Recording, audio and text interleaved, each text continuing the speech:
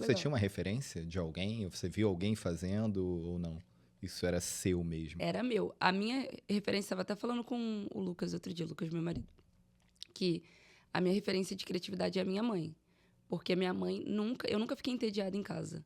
A minha mãe sempre me deu coisa pra fazer. A minha memória mais antiga é um dia de chuva, assim, eu super, tipo, não tem aula, o que eu vou fazer? Porque eu amava ir pra escola. E aí a minha mãe pegou tinta, guache, folha, e a gente fez pintura de dedinho, assim, sabe? Tipo, isso é minha primeira memória. Então, a minha mãe sempre arrumou coisa pra fazer e sempre me estimulou a ver as coisas de outro jeito. Então, ponta de lápis. A gente guardava a ponta de lápis pra fazer colagem. Então, isso, às vezes, não... Era bem criativa mesmo, então. Ela não se importava com a sujeira. Ela era professora? Não, pior que não. Era fora da curva mesmo. Acho que é a necessidade também, tipo, você ter o filho em casa e ter que fazer alguma coisa ali para entreter e foi pensando. Então, voltando para o que eu estava falando sobre o Instagram de livro, eu criei como um hobby, mas eu sempre investi criatividade nisso. Então, se eu ia falar de um livro, tinha um livro que era um dos primeiros livros que eu resenhei, O Sol é para Todos. É um livro bem conhecido, é um dos que eu mais gosto, assim, na vida. E aí, eu poderia tirar a foto do livro em cima da mesa, como eu via, porque eu sempre fui muito disso também, de pesquisar. Vou botar o nome do livro aqui, vou ver o que tem. Aí tinha lá, foto em cima da mesa com a caneca, foto na frente da parede. Aí eu pensava, cara, para eu chamar atenção, eu tenho que fazer diferente. Então, eu fui e montei eu não tinha tanto recurso, assim, né, de coisinhas, porque nesse meio da literatura é muito comum as pessoas terem um bando de coisinha, sabe? Tipo, florzinha para poder tirar foto. E aí eu já não gostava tanto daquilo ali, então fui me diferenciando. Aí eu fui e fiz uma foto em que eu pegava lápis que eu tinha e fiz um sol com lápis, assim. Comecei a investir na edição. Então, as fotos, elas tinham a ver com o nome dos livros. E isso começou a chamar muita atenção das pessoas. Muito. Porque via que eu fazia de um jeito diferente. Então, se a personagem do livro usava uma roupa tal, na hora que eu fosse tirar a foto, eu tentava botar uma roupa o mais parecida possível. E eu já mostrava, mesmo falando de livro, como eu fazia as fotos. Então, tinha, tipo, bastidores da foto, que era o quadro que eu tinha no story. Ou, às vezes, até postava no feed também. Então, as pessoas vinham... Você tinha quantos anos aí? Mais ou menos. Eu acho que eu tinha 18. 18 anos. E aí, era meio fora da curva, assim, porque ninguém mostrava muito como fazia, só mostrava coisa pronta. Uhum. Aí, percebi que as pessoas tinham fascínio por processo criativo. Todo mundo gosta de ver alguma coisa como é feito. É, verdade. Pode não ser tudo, mas alguma coisa. Tipo, a pessoa que gosta de seriado vai gostar de ver como é que o seriado é gravado.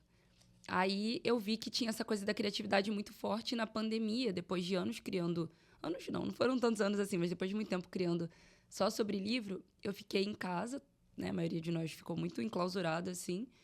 E eu fiquei, assim, super entediada. E aí eu comecei a ler sobre criatividade. Aí eu li um discurso do Neil Gaiman. Sabem quem é o Neil Gaiman? É um autor, escreveu um livro chamado Coraline. E vários outros livros. É um autor interessante, assim. Ele tem um discurso no YouTube que se chama Faça Boa Arte. Aí eu li esse discurso, ele fez para uma universidade.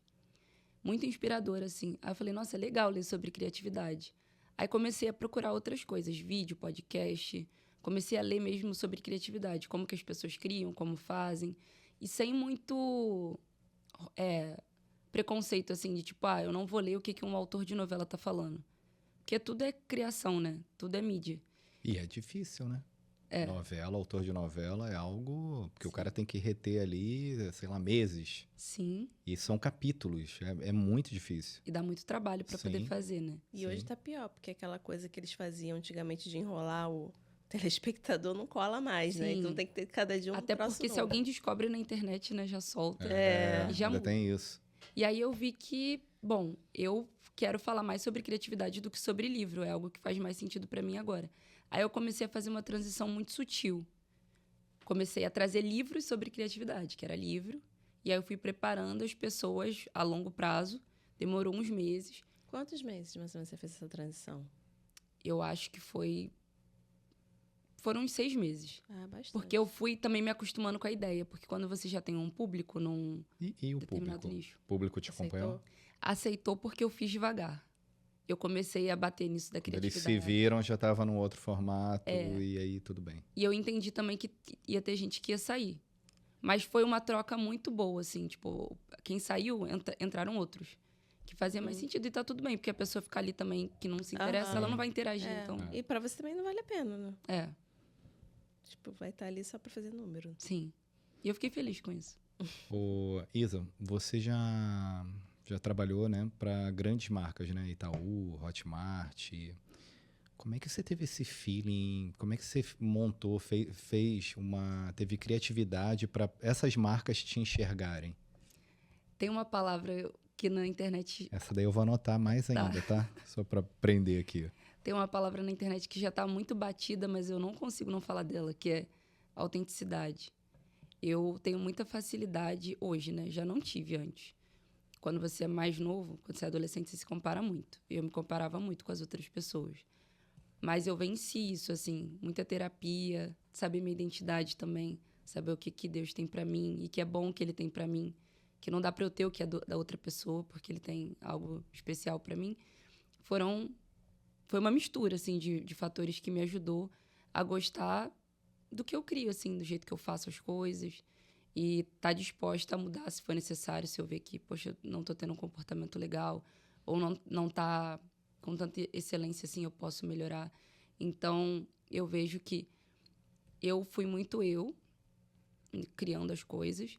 Eu não fiquei muito presa à regra de ver assim, isso daqui dá certo no Instagram, vou fazer isso. Eu não fiquei muito surfando as ondas, assim. Você evita assistir Instagram, por exemplo, uma campanha... Você quer fazer a campanha de uma caneca. Você evita assistir campanha sobre caneca no Instagram, por exemplo? Eu faço para não ficar muito focada. É um risco, né? Às vezes até no inconsciente. Você pega uma coisa que ficou ali atrás da tua mente e você volta. Eu faço o meu primeiro. Tipo, eu faço meu rascunho. Coloco o brainstorm, faço um storyboard que eu vou colocando, tipo, quadro a quadro, o que eu gostaria que aparecesse, o que eu gostaria de falar. E depois eu vejo inspiração. Nesse caso de algo que é para uma marca, por exemplo. Mas eu também não tenho problema de consultar o que outras pessoas já fizeram. Mas não é... Você costuma dar uns ajustes depois que você vê outras coisas? Surgem outras ideias? Geralmente ou não? É difícil. É difícil, assim. Mas eu tenho um parâmetro, sabe? Às vezes eu olho e falo, poxa, que legal, essa pessoa fez desse jeito, eu fiz completamente diferente, assim. Então, acho que eu chamei a atenção de muita marca por ter uma linguagem muito leve, né? Do dia a dia, assim. Eu valorizo muito o dia a dia, o cotidiano. Porque tudo dá para virar conteúdo, né? De um jeito equilibrado. Então, as marcas querem coisas mais naturais. Então, acho que foi isso, assim. Tu aproximou do natural, então. Sim, do dia a dia. Porque é difícil, né, Isa, você se destacar na internet, porque é tudo muito igual para chamar atenção. Eu acho que E agora a gente entrou, parece, não sou expert, mas parece que a gente entrou nessa vibe mesmo de quanto mais natural, mais as pessoas se identificam. Antes não, antes a pessoa tinha que estar distante mesmo para você admirar. Agora não, agora estão aproximando. Sim. Cada hora é uma onda nova também, né? Eu acho que essa é uma tendência muito duradoura. Porque as pessoas, elas querem ver coisas que elas podem replicar. Então, quando você vê alguém correndo na praia cedo, 5 horas da manhã. Cara, é 5 horas da manhã, mas se eu dormir mais cedo, eu consigo. Eu vejo a pessoa que tá ali fazendo a rotina dela no story, postando como ela trabalha, ela fazendo almoço. Eu consigo fazer isso também, do meu jeito. Aí é entender isso. Que você tem que como telespectador, né, consumidor de Instagram, que você vai fazer do seu jeito. E eu sou muito defensora disso. Eu falo isso para as minhas alunas, eu falo isso para os meus clientes. A gente não vai conseguir fazer igual negócio local, por exemplo, igual a farmácia X. Aqui é a farmácia Y, então a gente tem essas limitações, mas tem igual a Virgínia. A gente vai fazer diferente. E vai dar certo, porque é só pegar o que você tem de melhor. Todo mundo tem alguma coisa única. Assim, às vezes a gente fica olhando o que o outro tem, mas a gente tem algo que aquela pessoa nunca vai ter. E você perde a oportunidade de lapidar aquilo porque você quer ter o que o outro não tem. Você vai demorar muito mais para desenvolver aquela habilidade do outro do que para evidenciar ainda mais uma que você já tem.